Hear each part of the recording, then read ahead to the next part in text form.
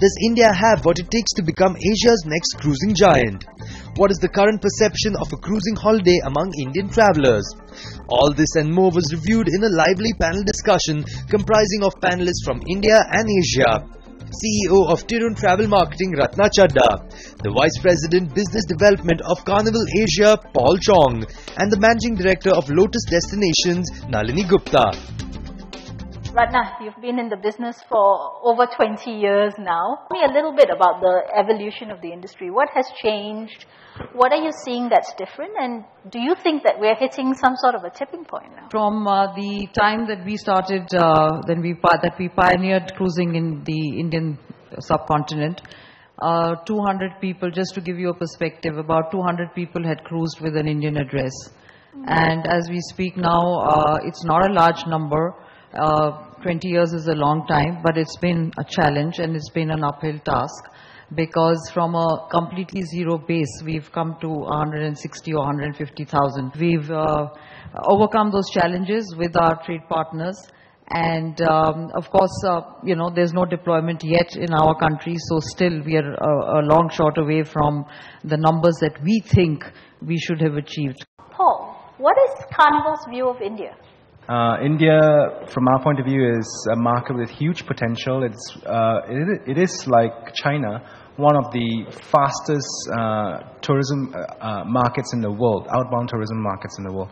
The challenge with India from a cruising standpoint is it's not a home port market. Ships aren't deployed here.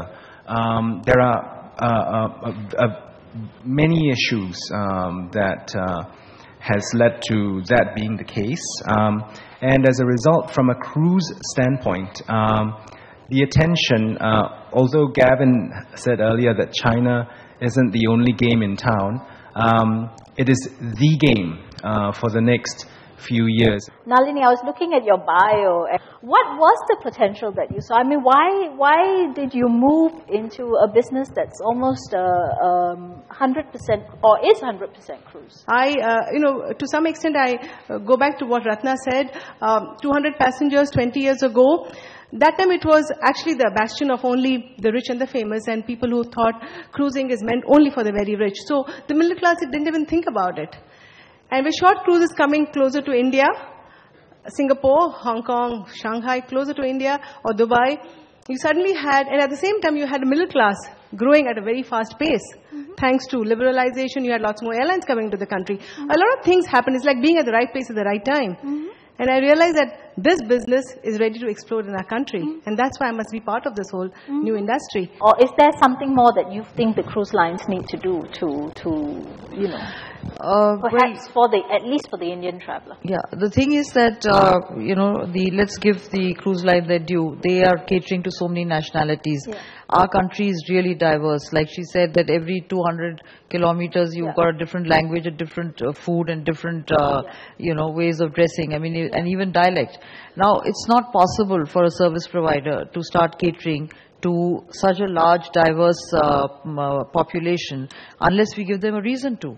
We've got to really get up and get those numbers in, because remember, it's an investment. These vessels cost a lot of money.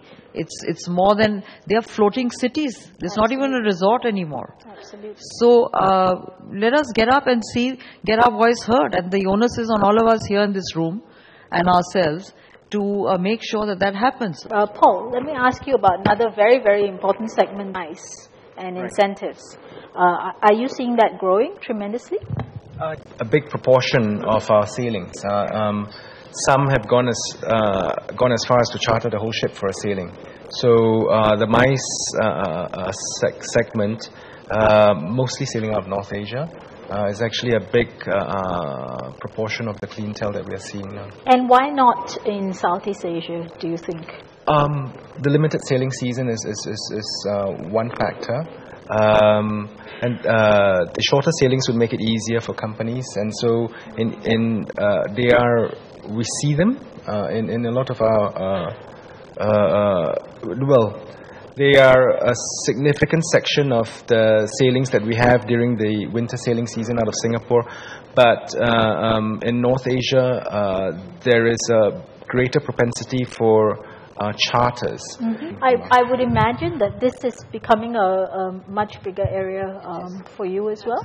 It's especially with the year-round sailings now in Singapore for Yes. us, for Royal Caribbean. Yes. It is going to be a major segment because it's closer home. It's cheaper to get there than to get to many places in India itself. There's a tax break because it's a business forum. It's a business expense. And then you're doing multi-destinations for people who may not have cruised before and would not do this on their own. And it's a great experience because the perception is that it's luxury and high-end, and the decision makers are actually getting value for their money. Why is Singapore an attractive destination to cruise out from, and what must Singapore continue to do to stay an attractive destination for Indian cruises, and how do we attract the repeat cruises as well? I think STB does a very good job actually of reinventing itself all the time. A person has gone to Singapore and then he comes back saying, but I didn't see this particular thing. So I think you'll do a very good job of that. And fortunately for us, we have our ships there. So automatically they say, okay, we'll do maybe 1 or 2 nights in Singapore, but I've not done a cruise before. Or it's difficult to go to a Langkawi, Phuket, but on a ship, it takes me there. It's convenient. So I think the sheer convenience to go to these points, which otherwise he may not have gone, is useful. So what we have started doing is trying to do fly cruise initiative with airlines which go to Singapore. So they just merely conjunct our flights and our ship, and then maybe they put a one night where he can pick up the hotel on his own, and he does. So the entire thing is it's a one-stop shop. He just picks up the package and he gets going with it. So in closing, just give me one statement from each of you. As far in your mind, what is the most critical thing you think is needed in establishing India as the next cruise giant? Paul, let's start with you. A commonality of purpose between the public and private sector. Agreed. Ratna, one statement. Attitude change.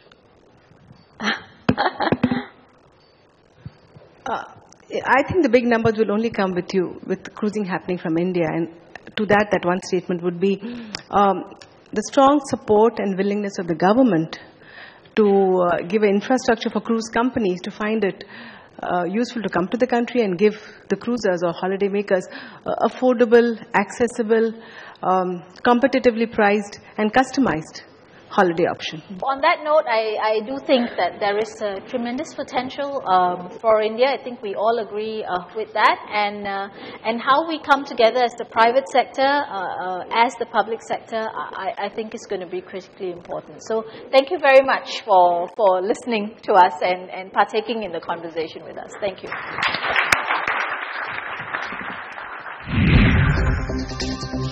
After a short break, here industry leaders share their insights on how cruise lines and travel intermediaries can work together to distribute a wider variety of cruise products and grow the outbound cruise market in India.